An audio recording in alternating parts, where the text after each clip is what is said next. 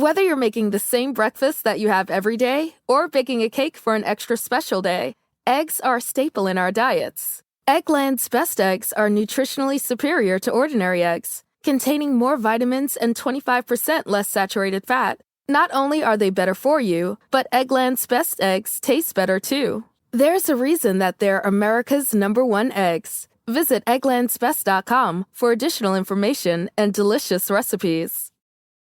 This podcast is sponsored by Talkspace. You know when you're really stressed or not feeling so great about your life or about yourself? Talking to someone who understands can really help. But who is that person? How do you find them? Where do you even start? Talkspace. Talkspace makes it easy to get the support you need. With Talkspace, you can go online, answer a few questions about your preferences, and be matched with a therapist. And because you'll meet your therapist online, you don't have to take time off work or arrange childcare. You'll meet on your schedule, wherever you feel most at ease. If you're depressed, stressed, struggling with a relationship, or if you want some counseling for you and your partner, or just need a little extra one-on-one support, Talkspace is here for you. Plus, Talkspace works with most major insurers, and most insured members have a $0 copay. No insurance? No problem. Now get $80 off of your first month with promo code SPACE80 when you go to Talkspace.com. Match with a licensed therapist today at Talkspace.com. Save $80 with code SPACE80 at Talkspace.com. Did you know that parents rank financial literacy as the #1 most difficult life skill to teach? Meet Greenlight, the debit card and money app for families. With Greenlight, you can set up chores, automate allowance, and keep an eye on your kids' spending with real-time notifications. Kids learn to earn, save, and spend wisely, and parents can rest easy knowing their kids are learning about money with guardrails in place. Sign up for Greenlight today at greenlight.com/podcast.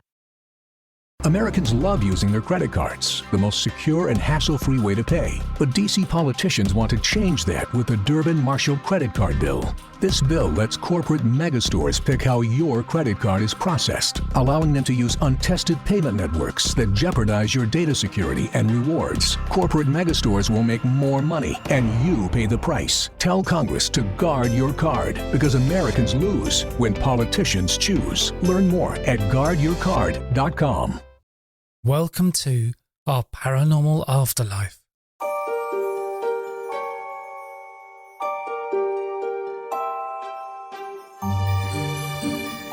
This is our paranormal afterlife, and I'm your host Simon Bown.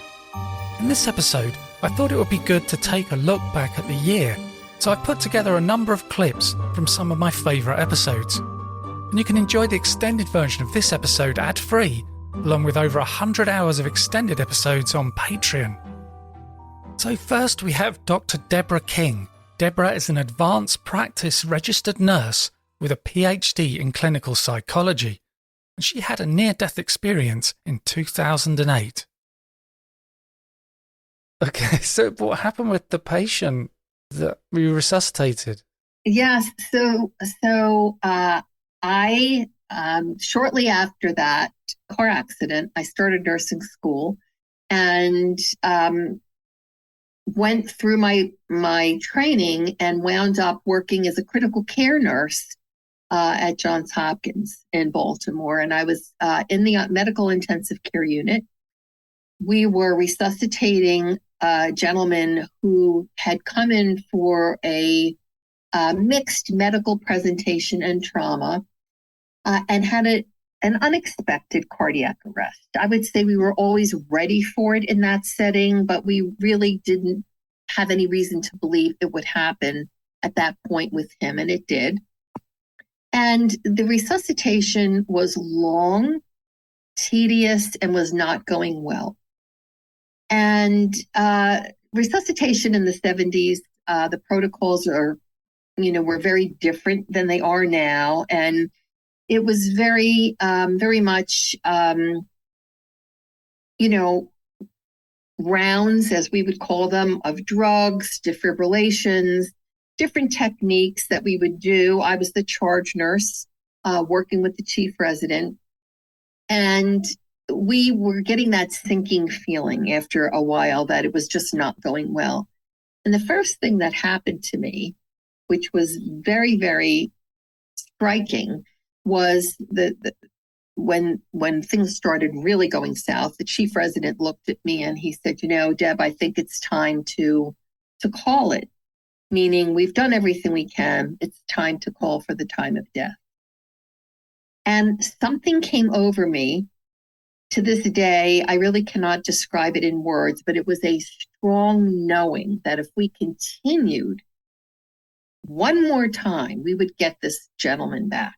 We would be successful. But there was nothing, Simon, that was objective that told me, okay, this is encouraging. We're seeing this, or we're seeing that rhythm, or his blood pressure is coming up. I mean, nothing was happening. And yet I was convinced, and I overcame my own fear, because the first thing I felt was, oh, you can't say that, because clearly this is not going well. And out of my mouth came the words, let's just go one more round.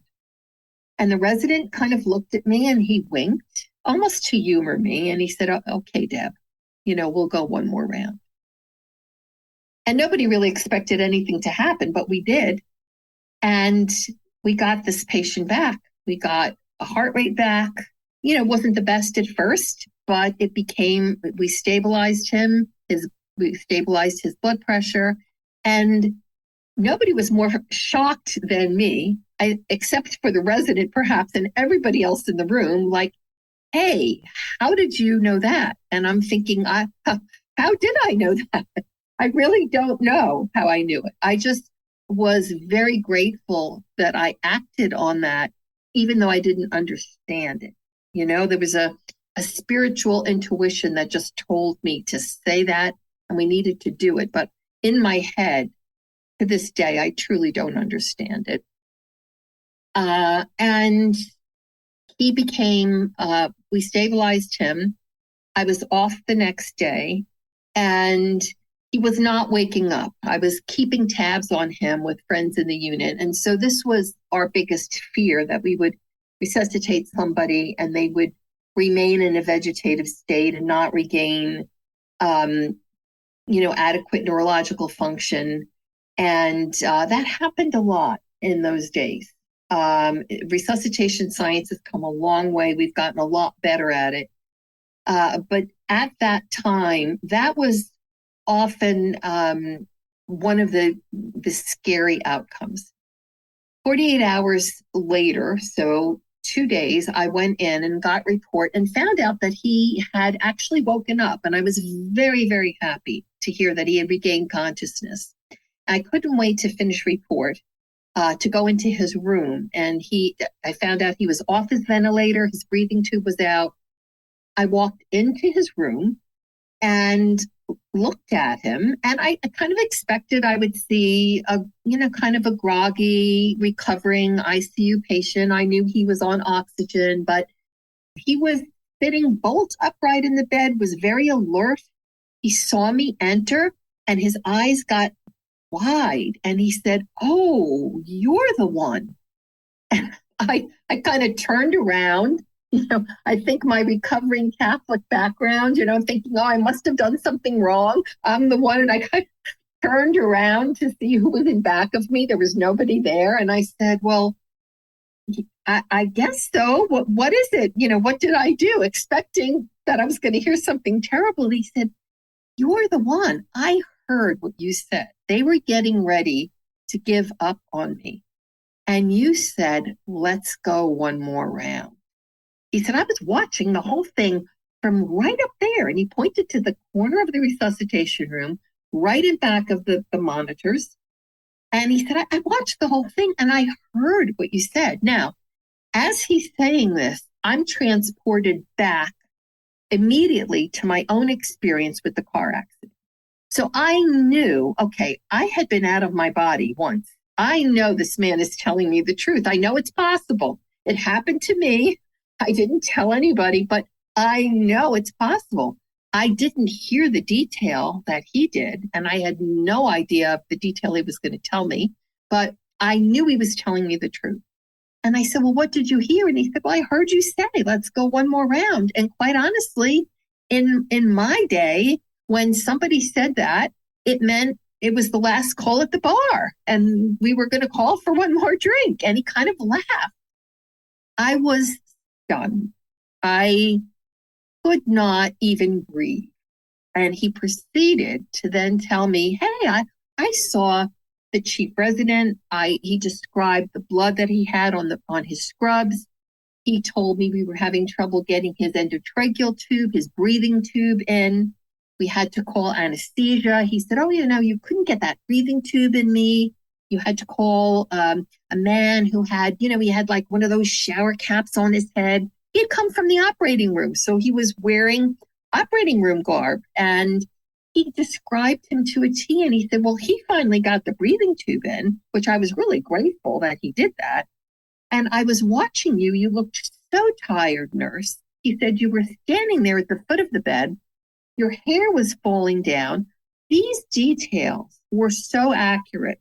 I just remember getting covered with chills from my head to my feet, because I had worked a very long shift. I had very long hair in the 70s, and I always had my hair up on top of my head. And by the end of 12 hours, it was falling down. I did kind of look like I had worked a 12-hour shift. So I just really didn't know what to say, but I knew that everything he was telling me was true. And he said, thank you, nurse. I'm so glad you came in, because I wanted to say thank you, because I truly know that if you would not have said those words, that I would not be here. And I just, to myself, and I said something to him like, well, you're welcome. I'm very glad I was able to say it. I was struggling for words, but inside the conversation I was having with myself was a very brief one. And the words were, this changes everything. This is what I remember saying to myself. This changes everything. It was almost as if my own experience when I was in the car accident, which I told nobody of, was validated in such a tremendous way in that moment, because I certainly believed him. But I also now, this shifted the medical paradigm for me in an amazing way, because how is this possible that consciousness is surviving during a cardiac arrest, out of the physical body, and observing everything with an intelligent eye, an intelligence that I could not even put into words, such that he's able to describe this to me. And so that, for me, this was about 1977. It was right about the time Raymond Moody had come out with his book. I did not read it at that point. I had no idea what a near-death experience even was. I had never heard about it in my training. But I knew it was real. And it set up a real desire in me to follow a spiritual path, find out what this was about. And that was in large part what led me into hospice work. And that's where I found so much of the spiritual connection with patients. So next, it's Jim Harold. In 2005, Jim created his paranormal podcast. His podcasts have been downloaded over 65 million times. And I was talking to him about his book, True Ghost Stories, Jim Harold's Campfire 6. Yeah, I've heard some of these time slips as well. There was a woman, she said that she went into an office in the university where she worked, and there was a woman on this tall ladder getting a book off a high shelf. And she looked up at her and I thought, that's so odd. She's wearing quite old clothes. And the woman at the top looked down and kind of smiled at her. And then she turned around, left the office, and she was walking along the hall, and there's this portrait, this painting of a woman from the Victorian era. And you thought, hang on, that's the woman I just saw in the office. Right. We had a very similar story from the UK. Again, I think this was in the first book. One of my favorites, it was Dave, so much so I remember his name was Dave from the UK. That kind of narrows it down. Yeah. But but basically he was talking about his mother-in-law. And his mother-in-law, and this has been, 30 13, 14 years ago he told this story, so I don't know if she's still with us or not. But his mother-in-law, he said, was always a very kind of spooky person, he called her, very much into psychics and stuff, and he never gave a whole lot of thought to that kind of thing. But one time she was in hospital, the NHS, and it was nighttime, and there was this nurse who came to her, but she was in kind of the old-time nurse getup, with the hat and the whole thing from like the 1940s. Yeah. And anyway, the woman came and said, "Would you like a cup of tea?" And the mother-in-law said yes. I think her name was Lily. Okay. No. Her name wasn't Lily. Her name, I can't remember the mother-in-law's name. Anyway, so this nurse left for a long time and finally came back with the tea, gave her the tea. And she said, "Oh, thank you." She said, "By the way, what's with the old-time nurse's uniform?" And very similarly, the woman just smiled. So anyway, I don't know if it was the next day or the next time she came to the hospital, but she talked to some of the staff there. And she said, when I was here before, there was this nurse dressed in old-time nurse's uniform. And they said, "Oh, you've met Lily, the resident ghost." And there was actually a photo with her, very similarly, a photo in the hall of her, obviously from many, many decades ago. So I think these things happen. And it's just really interesting. Why do they happen? What's causing it? Do you want me to share a story from this book that's kind of along those lines? Yeah, that'd be great. Well, this one's The Mysterious Mrs. Raspberry. And this may be my favorite story in the book. I'm not sure. But basically, it was about a girl named Jennifer. She lived in the American state of Idaho. And her friend Connie used to go on little adventures when they were 8 or 9 years old. So anyway, this one particular day, they decided they were going to walk down the decommissioned railroad tracks. They weren't being used in their neighborhood, and walk to the local lake. And it was like 3 or 4 miles. It was a pretty good little walk. So anyway, and this is back in, I think, the late 80s, so things were different. We didn't have cell phones. The kids would leave home in the morning and say, "I'll see you at dinner time," that kind of thing. So anyway, they went off to walk, and it was kind of a wooded area, and then they came to a clearing. And Connie said they saw this cluster of houses, older houses, and there was a woman hanging laundry out on the laundry line, the wash out on the laundry line, and there was these raspberry bushes. So they struck up a conversation with this woman. She was extremely friendly. She was wearing, a house dress, which I don't think is that common now, but back in the day, sometimes maybe more senior women, more mature women would wear those. And anyhow, they talked to her. She was very nice. And she said, "Oh, would you like some raspberries?" So they got some raspberries, and they actually used their shirts as little baskets. They kind of held them out and put the raspberries in and used in baskets, and they ate it. And in fact, Jennifer said she remembered this because it stained their shirt. So I'm sure their moms wouldn't be very happy with that. But anyway, so they talk with her a little more, and they go about their way. Very nice lady. And they go down to the lake or wherever they were going. They had a good time. And the important thing to know is these railroad tracks, the area they were walking were totally straight. There was no opportunity to get off on a branch or go a different way. There's one way in, one way out. So they're walking back, and they realize they get to the spot where this place was, this clearing with these houses and the raspberry lady and the raspberries, and there's nothing there. It's just basically it's more clear area, but it's overgrown. There's nothing there. And Connie asked Jennifer, and Jennifer asked Connie, "We passed this place, right?" "Yeah, we passed it." So anyway, they go home. Jennifer was a very smart young little girl, so I think her grandma was home.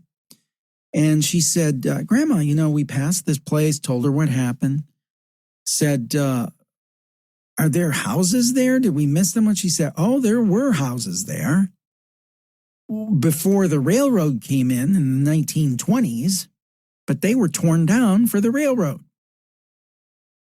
So Simon, and one last thing I'll say, Jennifer, before she came on the Campfire show, she dialed up her friend Connie and said, am I remembering this right? Did this happen the way I remember it? And Connie 100% said yes. So to me, there's two distinct possibilities.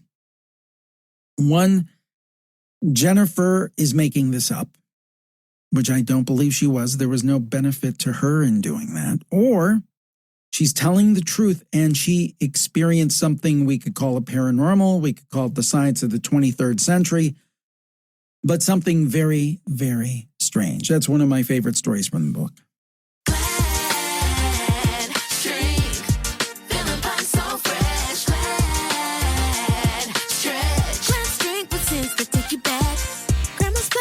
Smells like pine. She said, get out the chat room and clean mine. Stretch, feeling fine, so fresh. The Glad Girl Group coming at you with a throwback jam. That was Glad Force Flex Drawstring Trash Bags featuring Pine Sol Original Scent. And that's better than all good. It's all Glad.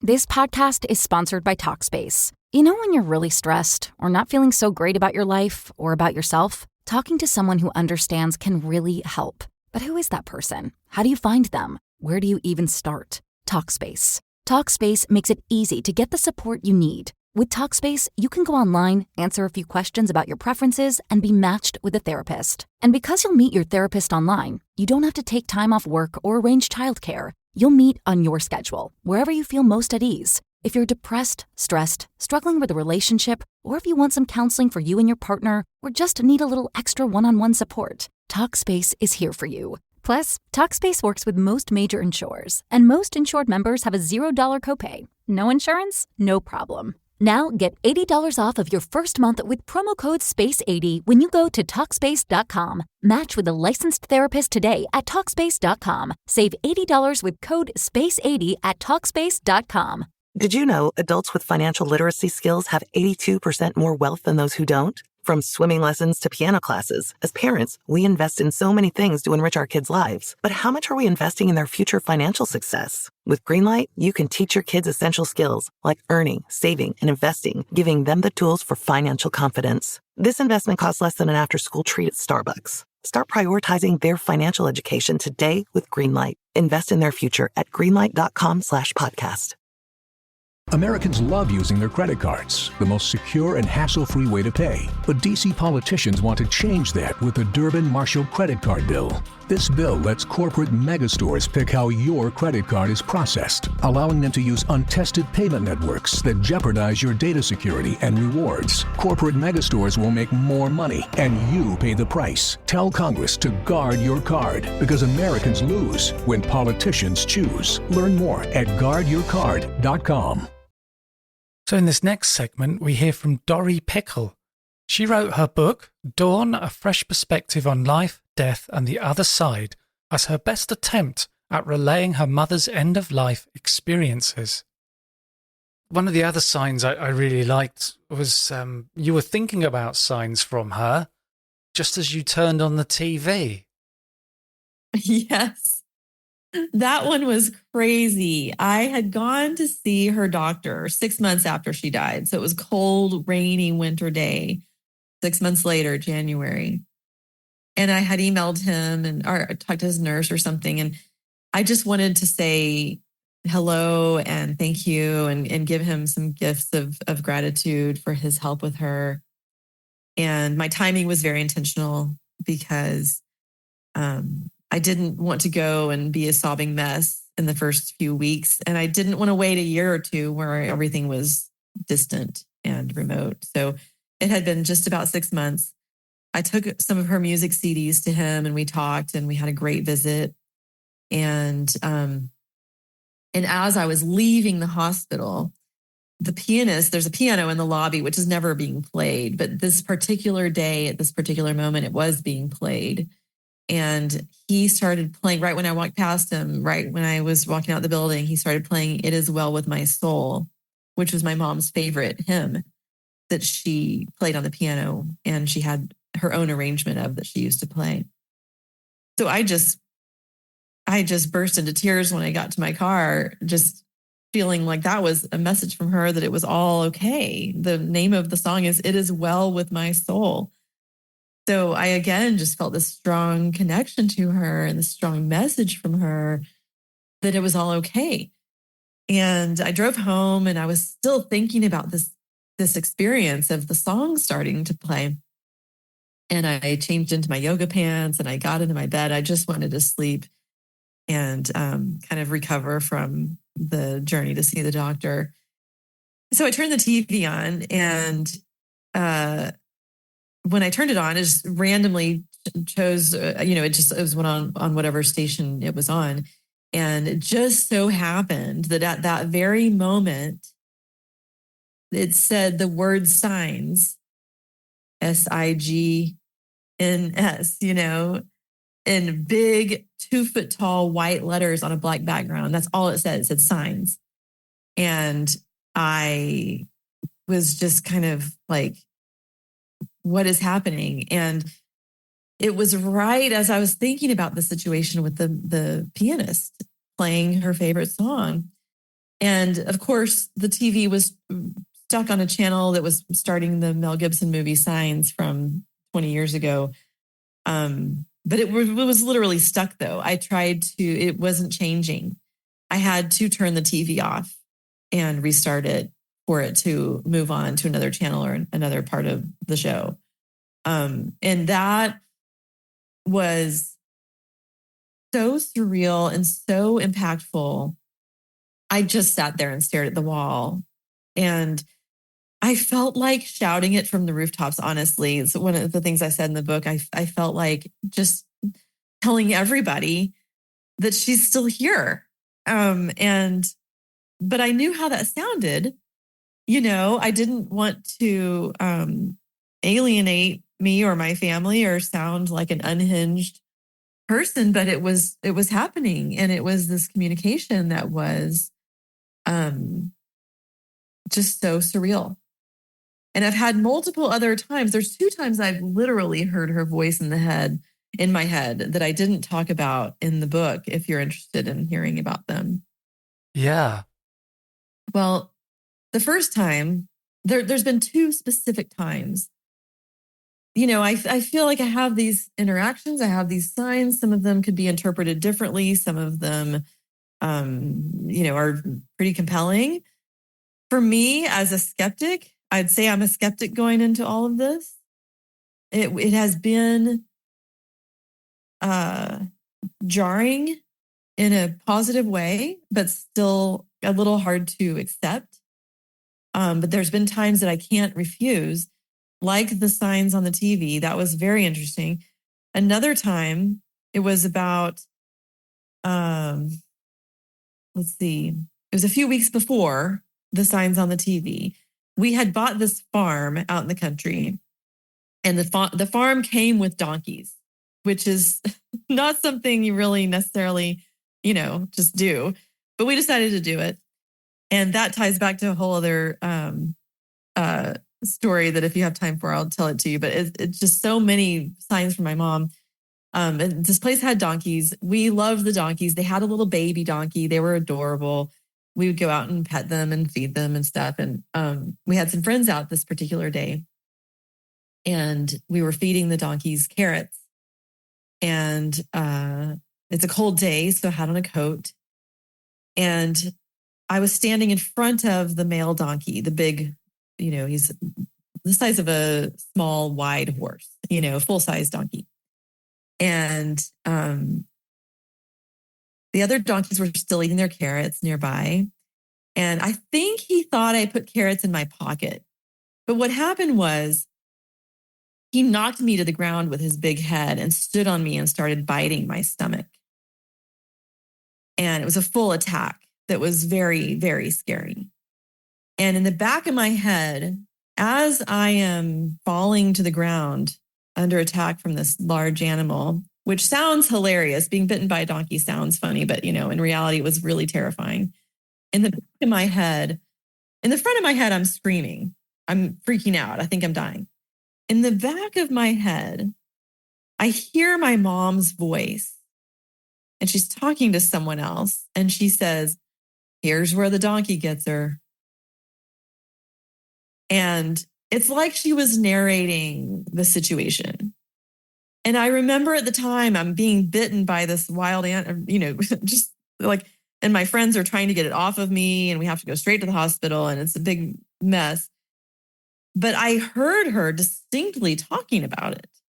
And I remember being so confused and in the ER, just being like, I heard my mom, and she was referencing this. She was watching it. It was a wild experience because it was so visceral. It was like I could literally hear her voice. Now we have A.J. Parr. A.J. is an internationally recognized Venezuelan journalist, best-selling author, and senior research associate at the Institute for the Scientific Study of Consciousness.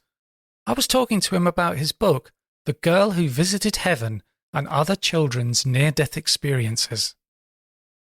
One of the things about children's near-death experiences, particularly very young children, is that they report the same sort of phenomena as adults, but being so young, they would never have been exposed to this idea of a near-death experience.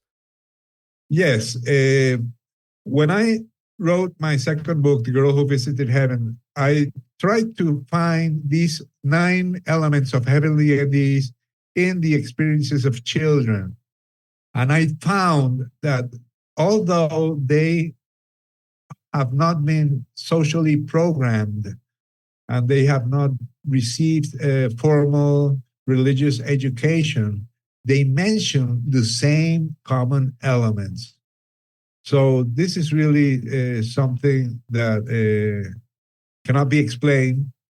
But for example, this girl, Crystal Merslock, who was 7 years old when she actually drowned in the swimming pool, and she was revived by Dr. Melvin Morse. She had one of the most amazing experiences I've heard of.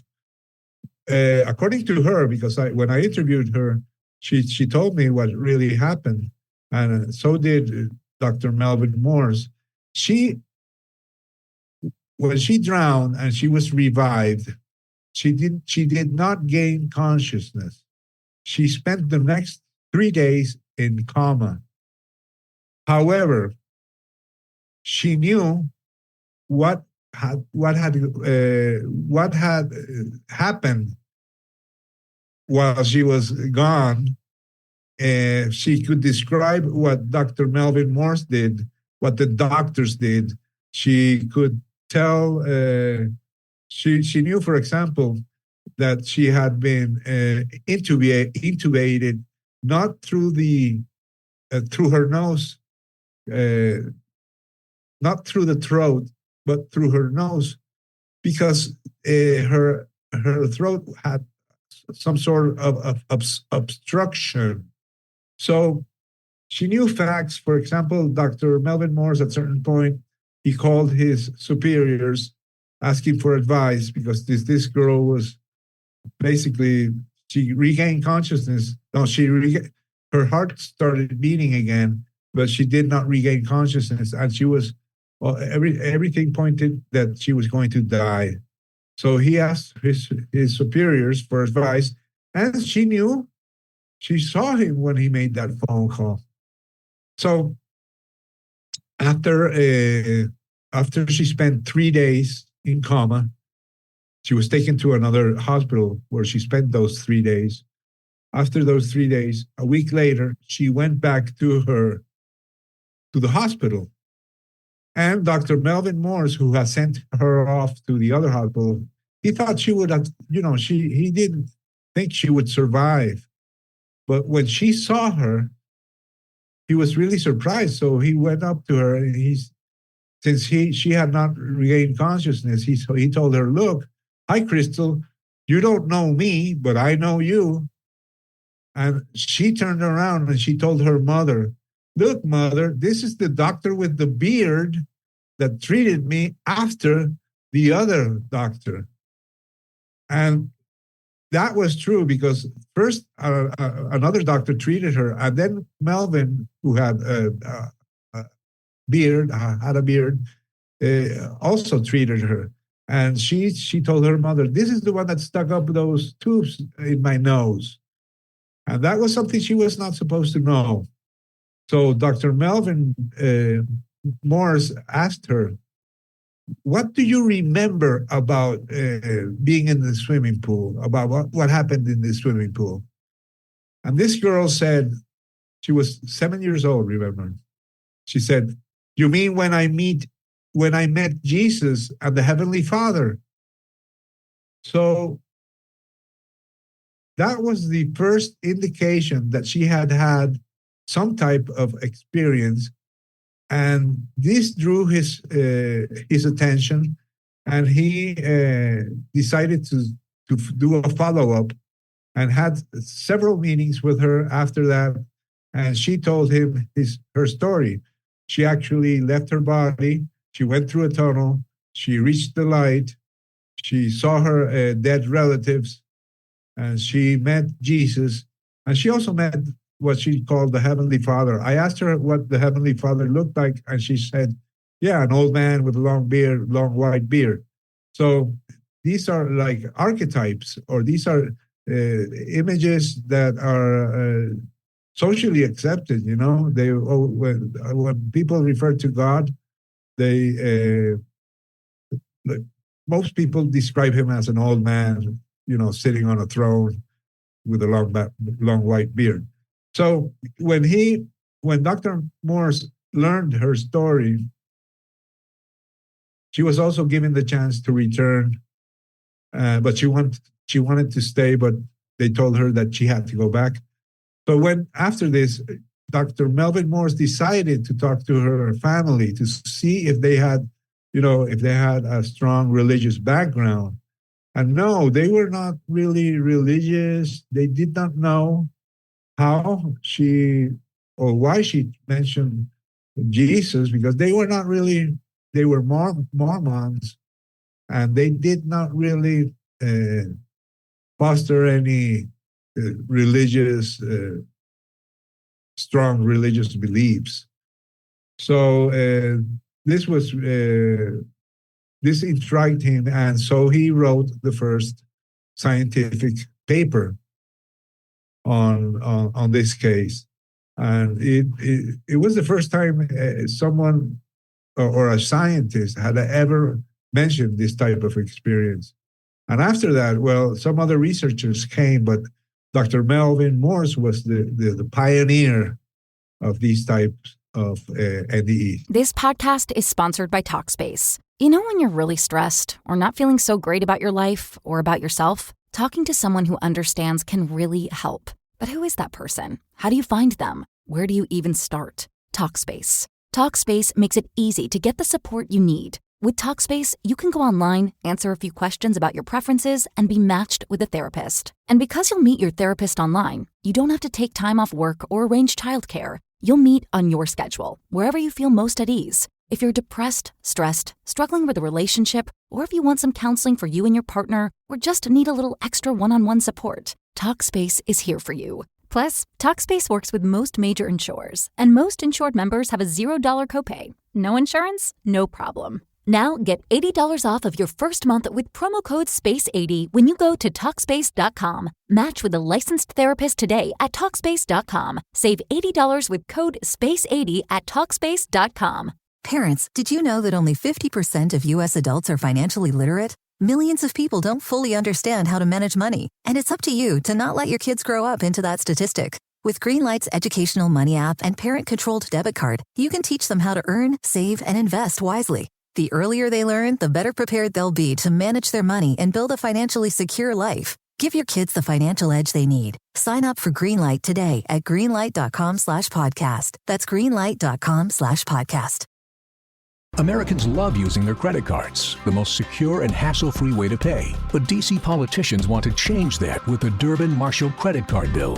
This bill lets corporate megastores pick how your credit card is processed, allowing them to use untested payment networks that jeopardize your data security and rewards. Corporate megastores will make more money, and you pay the price. Tell Congress to guard your card, because Americans lose when politicians choose. Learn more at guardyourcard.com. Next, I'm talking to Carole Obley about her book, Wisdom from the Spirit World, Life Teachings on Love, Forgiveness, Purpose, and Finding Peace. And I wonder, this sort of thing that I come across, where there's something coming through from a past life. I've always wondered if that is part of the plan, or it's a glitch, that there's something gone wrong somewhere and this has come through. It's almost because you hear about children with past life memories, and some of them have birthmarks or birth deformities that have come through from the previous life. So do you think that's on purpose, or it's just something's glitched there? Well, and I have some good examples of that. The most notable is I was still doing readings out of my home at that point. I was seeing people in person. Now I read internationally for people through Zoom or the phone. There was a gentleman who came, and I was sitting with him, and I said, I'm very aware that there is some sort of glitch in your solar plexus area, in the abdominal area. And I said, have you ever had any problems there? I said, because what I'm being shown here is you actually died that way. You were run through with a sword. And he got this smile on his face. And I was somewhat embarrassed because he lifted his shirt up. And he showed me a large scar there in his abdominal region. And he said, I had to have surgery there. And he said, I had, severe stomach issues. And I just sat there, astounded. And so I think what occurs, Simon, is that there's sort of a glitch in that, remember, the soul essentially is comprised of energy and thought. So sometimes, those thoughts can actually, yes, they will condense into something in the physical body. Another example would be birthmarks that people have. Another example would be a condition like blindness. I've had, experience with that in past life things too. Or problems, perhaps with the spine or walking or whatever. And you can kind of go in there and into the Akashic file or the book of life of that soul and see that, okay, in the Middle Ages, I was a beggar on the streets of London or whatever. And that's how I survived. I was blind, and people took pity on me and gave me money or food or whatever. So there may be sort of a association with, this is how I was nurtured, you see? And so the soul thinks that is still necessary, or it's not really the soul, but it's a remembrance of that situation. The same thing with weight. I've done past life sessions with people that no matter what they do, they can't lose weight. And one in particular that was very striking was a lady who was very earnest about losing weight. And she said, I don't eat sweets. I don't eat junk food. And I can't lose weight. And she was a high-powered executive in the medical field.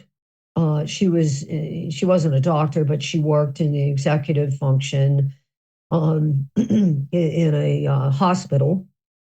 And she talked about how much it felt like a battlefield there. Like she constantly had to defend herself. She constantly had to, there was a lot of competitive energy with colleagues and so forth.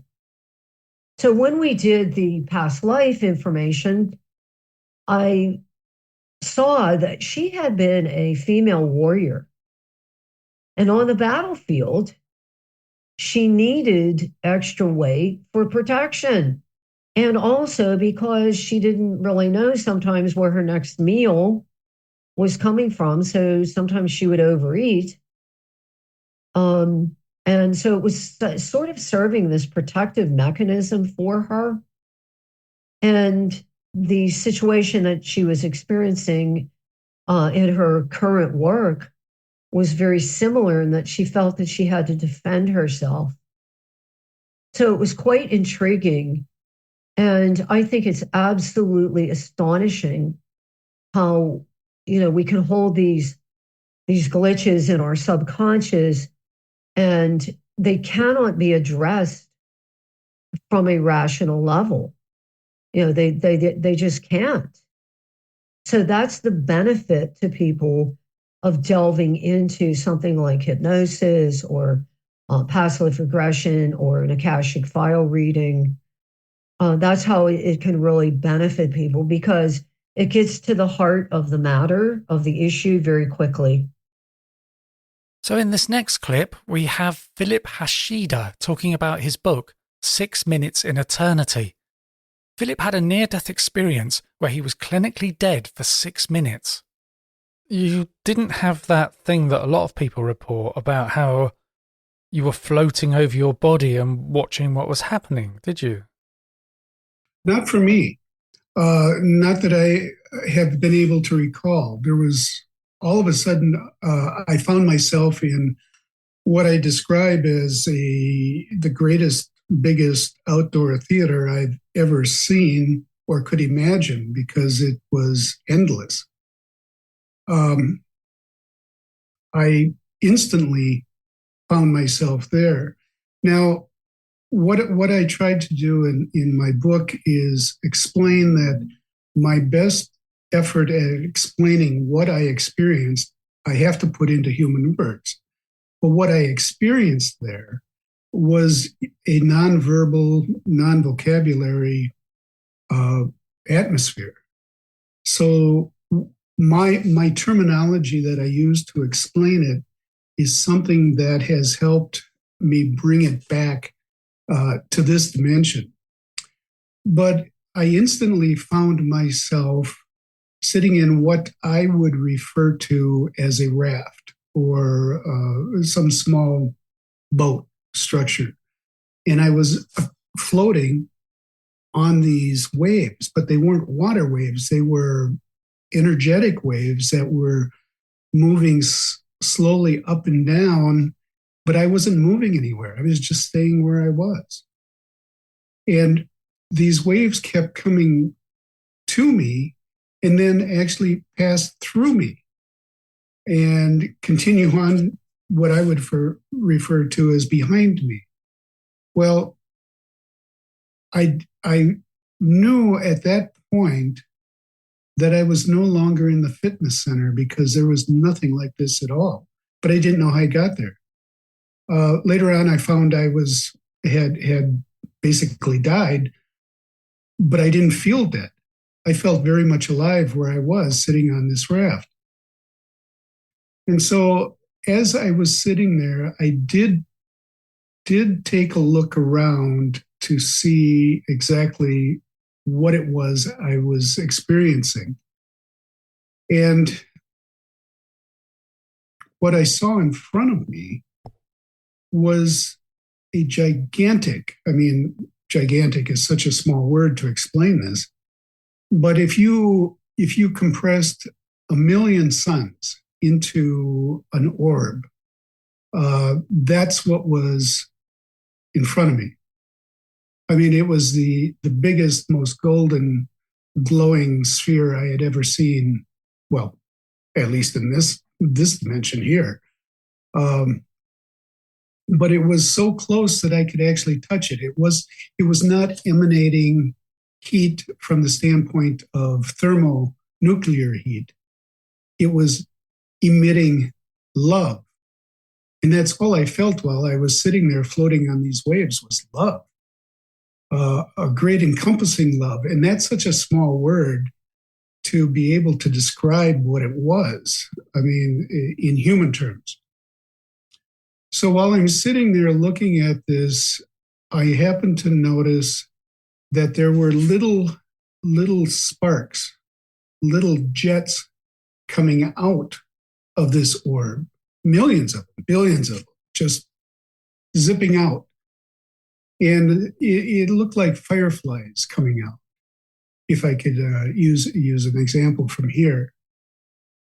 And it was a sense of wonder, trying to understand exactly where I was, because I had been in the fitness room and now I'm not. So I didn't realize what had happened. So while I was still sitting on this so-called raft, I looked behind me to see what was there. And the best way I can explain it is to say that it was the depth of eternity. But it was more than that, because the veneer, the translucence of the atmosphere, if you will, served as a magnifying glass to bring back the edge of eternity for me to see. But eternity kept going. And it just kept going on and on, even with this magnification.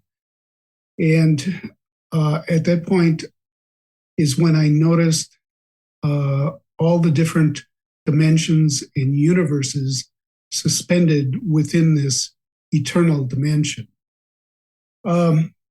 The best way I can describe it is if you think about taking our universe here in this dimension, and you compress everything we know about our universe, the distance, in all directions, as we understand directions, and you compress it down as much as you can to a single sheet of paper. And then you suspend it out in this eternal dimension that has no time or space. And then right next to it, you find another universe like that, and another one. And you keep going, another one, let's say left and right as a term of direction, until you can't see it anymore. It just continues on into infinity. And then you do that suspension with universes and dimensions in an upward direction and a downward direction, as we understand directions here. All of these universes, dimensions of what I saw had little energetic threads coming from them that wove their way back to this great source of energy, which at that point I realized that this has to be the divine creation. It has to be the source of creation. It has to be God, if you want to use that name, which I will, because it makes it easier to explain everything. But it's the source of infinite knowledge and understanding and love that we could possibly imagine. Each of these universes were attached to it, and this God essence was pulsating energy into each one of them. So it was an astounding vision, understanding of what I was looking at. And at this point, I realized that something must have happened to me, because this has not been within my experience back where I had been just a little while ago. But my little while ago felt like centuries in the time I was there, because there was no time. There was no sense of before or after. It just was as it is. In all this time back at the fitness center, there were people trying to revive me. So I didn't even know that. I couldn't tell them to, forget about it. I like where I am. You don't have to, pull me back. And then, just like that, less than a blink of an eye, I was gone. And I apparently, at that point, came back into my body. And that's when they did finally restart my heart after something over 6 minutes and 2 electrical shocks and a whole bunch of chest compression. This podcast is sponsored by Talkspace. You know when you're really stressed or not feeling so great about your life or about yourself? Talking to someone who understands can really help. But who is that person? How do you find them? Where do you even start? Talkspace. Talkspace makes it easy to get the support you need. With Talkspace, you can go online, answer a few questions about your preferences, and be matched with a therapist. And because you'll meet your therapist online, you don't have to take time off work or arrange childcare. You'll meet on your schedule, wherever you feel most at ease. If you're depressed, stressed, struggling with a relationship, or if you want some counseling for you and your partner, or just need a little extra one-on-one support, Talkspace is here for you. Plus, Talkspace works with most major insurers, and most insured members have a $0 copay. No insurance? No problem. Now get $80 off of your first month with promo code SPACE80 when you go to Talkspace.com. Match with a licensed therapist today at Talkspace.com. Save $80 with code SPACE80 at Talkspace.com. Did you know adults with financial literacy skills have 82% more wealth than those who don't? From swimming lessons to piano classes, as parents, we invest in so many things to enrich our kids' lives. But how much are we investing in their future financial success? With Greenlight, you can teach your kids essential skills like earning, saving, and investing, giving them the tools for financial confidence. This investment costs less than an after-school treat at Starbucks. Start prioritizing their financial education today with Greenlight. Invest in their future at greenlight.com/podcast. Americans love using their credit cards, the most secure and hassle-free way to pay. But D.C. politicians want to change that with the Durbin-Marshall credit card bill. This bill lets corporate megastores pick how your credit card is processed, allowing them to use untested payment networks that jeopardize your data security and rewards. Corporate megastores will make more money, and you pay the price. Tell Congress to guard your card, because Americans lose when politicians choose. Learn more at guardyourcard.com. Next, we move on to Annette Marinaccio, and we talked about her book, which was called Your Soul Focus. You believe in the afterlife, don't you? In this clip, she describes an incident where her daughter is singing a song a grandmother had taught her. But there was something when your daughter was very young, wasn't there, where she was singing a song, and did she say her grandmother taught her the song? Yeah, that was amazing. So, yeah, that was amazing. Once after my girlfriend, which was, let's say, October of 2006, started opening my eyes to the afterlife, I spent 4 years studying all things metaphysical, because I needed to, I'm an accountant, I'm a CPA, certified public accountant, and I'm a healthcare executive. So I'm a very practical person. And I needed to understand this, like I do in my work life. It was just, I needed to understand, number one, do we go on? And number two, if we do, what the heck are we doing here? Those were my 2 questions. And once I understood that there is an afterlife and we do go on, I then played I went back in my past, and I was able to reconcile a few things that in the past, when they were occurring, I was not able at that time to reconcile. And one of them was when my daughter was 2 years old. So again, when my mother-in-law died in 2006, my daughter was 13. So if I had gone back maybe 1996 or so, But again, it was just something I was not at that point able to reconcile, but now I understand what had occurred. My daughter was 2 years old, and she was maybe like so many children, she would sing a lot of songs. She would hear songs on TV, on tapes, and she would sing songs. And so there was most of the songs she would sing, I would know where she had heard them. But there was one song I did not know where she had heard it. And she would sing it repeatedly. And the song, there was a couple of lines, and this was the song. I come to Falsanella, remember my so.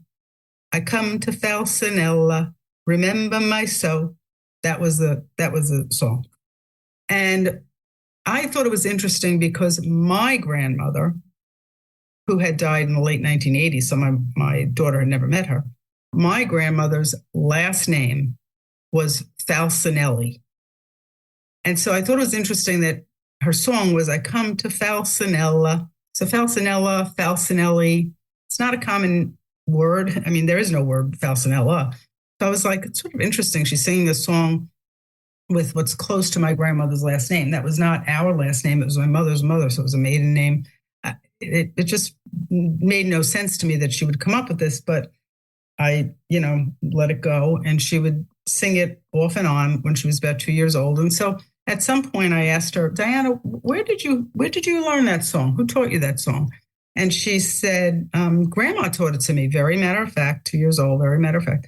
And I was like, which grandma? Because I was thinking either Grandma Rita, my mother, or Grandma Lucille, my mother-in-law. Those are our only two grandmothers.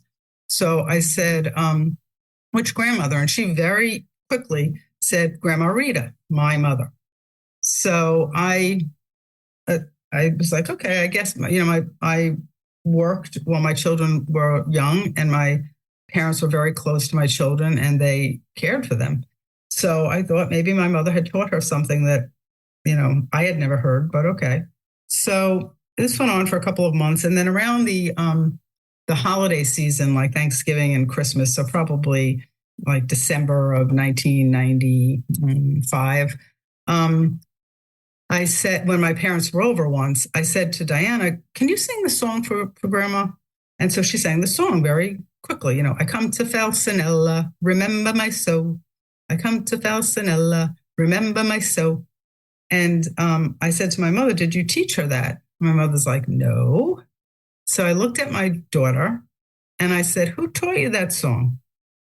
And she got a little confused looking because she was looking at my mother. And she thought it was my mother, but then she just looked confused, like maybe it's not. And then she said, it's Grandma Lucille. So Grandma Lucille was my mother-in-law. So I figured, well, that's even more strange because Falsanella has nothing to do with my mother-in-law's side of the family, but okay. And I let it go. And maybe about 3 months later, I took the opportunity when my mother-in-law was over to ask my daughter to sing the song again. She sang the song. And I said to my mother-in-law, did you teach her this song? And she said no. And so my mother-in-law said no. So I turned to my daughter again. And I said, Diana, who taught you that song again? And now she looked really confused because she was looking at my mother-in-law, and I could see she knew it wasn't my mother-in-law, but it was like she didn't know who it was. And then I pressed just once, and then my daughter just, in a little bit of a confused tone, or frustrated almost, like with herself, she said, not that Grandma. It's Grandma that puts me to sleep at night. Like very like that. And I was like, I didn't even know what to make of it. I mean, I put her to sleep every night, and I certainly wasn't singing that song. And initially she thought it was my mother, but then she said no. And then she said my mother-in-law, and then she said no. And now she's telling me it's the grandmother who puts her to sleep at night. And all those years later, 2006, after my mother-in-law died, after I started appreciating the afterlife, so maybe around 2007, I went back to that memory in my head, and I was like, something, I think my grandmother was with her at night. And I think what she was singing was, I'm Grandma Falcinelli, remember my soul. I'm Grandma Falcinelli, remember my soul. That's what I think my grandmother must have been singing to her. And so it wasn't until my daughter was a lot older, 13, that I was able to reconcile what had happened. Once I understood that we do go on, and that especially when children are young, they are very in tune to the other side, then I was able to reconcile what had happened that decade before that. So yes, thank you for bringing that interesting story up. Now it is Richard Moschella, who was talking about his book, Facing Spirit, Spirit Art Mediumship, and Thinking Outside the Box. Richard is a mediumship spirit artist and researcher. There's so much I want to talk to you about that I read in the book. I wanted to talk to you about the Patchett House and the things that happened there. Could you tell us what you were doing there? Montgomery, New York has this beautiful, beautiful home that dates back to I believe the early 1800s. It's the Patchett House. And now it's known as the Montgomery Art School. But the Patchett House is a family home, and it dates back many, many years ago, and different families have lived there. And I was invited by a group called Full Moon Paranormal, who work in the Hudson Valley, and they put together an investigation. And they tapped me as being a mediumship spirit artist to come in, along with a great team of paranormal investigators, including a world-renowned John Zaffis from the Warren family. He's the cousin of Ed. So we have paranormal royalty with us, along with Full Moon Paranormal, their team, and myself. And we get there. I pull into the parking lot of the Patchett House, and there's this huge old oak tree on the property. And I am intrigued. As soon as I arrived, I'm like, there's something with this tree. So we start the investigation. We're downstairs. We're getting voices through our ghost boxes. We are picking up things. And I turned to a friend of mine, Robert Bandoff, and I said, Robert, would you want to do an EVP session, which is electrical voice phenomena, and try to capture on a digital recorder any responses we get by the tree outside? While you're doing that, I'm going to bring a sketchbook with me, and I'm going to sketch. I feel that there's a little boy. In my mind's eye, I see a boy in overalls, and he's over by that tree. And Robert grabbed his tape recorder. He's like, sure thing, Rich. It's a cold night in February. It must be like 10 or 15 degrees outside. So we run out by the tree as our friends inside are running a ghost box. So we don't know this, but as we're out there by the tree, I start sketching the little boy, and I said, I feel like he's 11 years old. I feel like he's about 11 years old. So Robert asks, how old are you? On the tape recorder. And we hear clear as day when we play it back, I'm 10. Okay. At that moment, he's like, wow. And it's a male child's voice. So I draw the little boy. And as we're out there, inside, they're running the ghost box. And they ask, is there a little boy over by the tree? And they hear a male's voice go, I'm over by the tree. So now you have all these different points of validation. You have the voice coming through on the DR60 tape recorder. You have my mediumship saying that there's a little boy there who's about the age of 11. And you also have the ghost box running inside the Patchett House, capturing I'm over by the tree. At that moment, the entire crew, John Zaffis, everyone inside the place was like, this is nuts. And that is what mediumship could bring to a paranormal investigation. And that's how, like, working together, bringing power unity and working together as a unit instead of against each other, because sometimes people want to showboat. They want to kind of throw ego around. There shouldn't be ego in this, right? We're all in this to assist spirit improving the continuity of life. So that's what we do. And I love working with this group. And the Patchett House is a place I've been to time and time again now with them. We've revisited the Patchett House. And Another great story from that location would be we're downstairs in the basement running a DR60 session, which is an EVP session with the DR60 tape recorder. It's myself, Tim Dalton, and Nicole Schiavonti from Full Moon. And we're down there, and it's only 3 of us, Simon. And all of a sudden, we're down in the cold, dark basement. We hear footsteps coming down on the stairs. The floorboards are creaking. We have a motion sensor that's at the base of the basement door. All of a sudden, the motion sensor goes off. The motion sensor, as they step onto the basement floor, goes off. And then we hear shuffling going into a corner that we're not in the basement. So Tim Dalton immediately brings the DR60 over and he goes, let's start asking questions. So we start asking questions and we hear nothing. We're asking, who are you? Do you want to talk to us? Are you upset that we're in your space? And as we play it back, you hear nothing but guttural growls. It's and and we can't make out exactly what's being said, but you could almost feel that it's an outburst. Definitely not being wanted there. So what we did, because, etiquette, and also being compassionate to the situation, we left the basement. If this is a place that they wanted to escape to, possibly to get out of the other rooms that the other investigators were in, they maybe fled to the basement to get away. Or if they just didn't want us in that space, we acknowledged that. We felt that from the response that we were getting, and we left the basement. I also explained this to them. We don't know how energy works and how it imprints itself on these digital forms. Perhaps they were just trying everything in their power to produce a vocal, and it produced it that loud.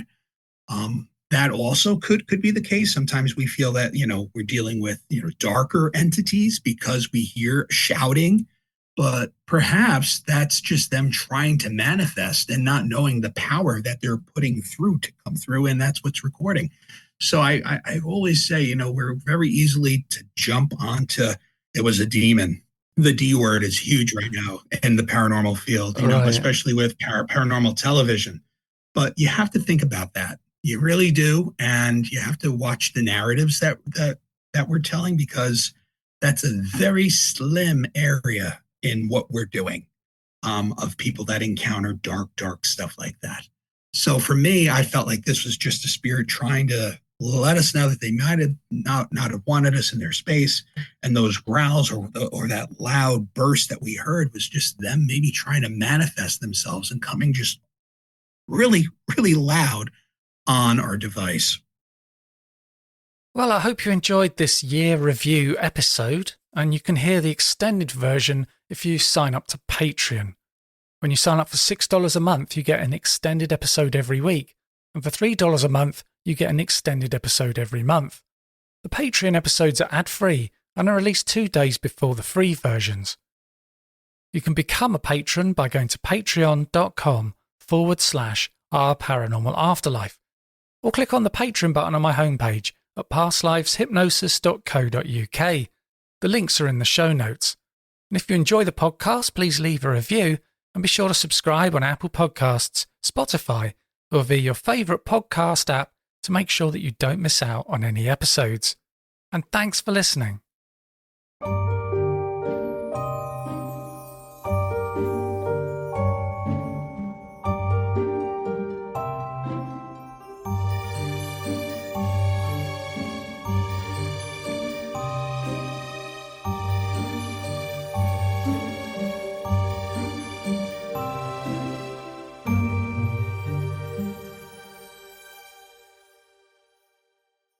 Parents, did you know that only 50% of U.S. adults are financially literate? Millions of people don't fully understand how to manage money, and it's up to you to not let your kids grow up into that statistic. With Greenlight's educational money app and parent-controlled debit card, you can teach them how to earn, save, and invest wisely. The earlier they learn, the better prepared they'll be to manage their money and build a financially secure life. Give your kids the financial edge they need. Sign up for Greenlight today at greenlight.com/podcast. That's greenlight.com/podcast.